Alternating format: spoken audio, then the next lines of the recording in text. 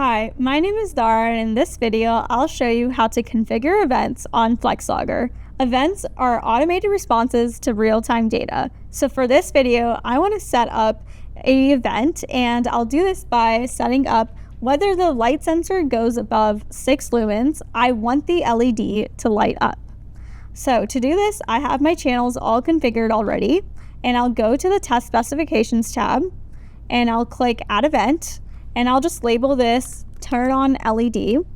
And I want to click Channel Value Change, but you can set up events based on all of these different options. And I'll map that to our light sensor.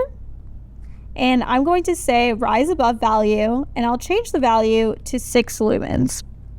I want to set up a set digital output since our LED is a digital output, and I'll map that to our LED, and I'll set the value as high.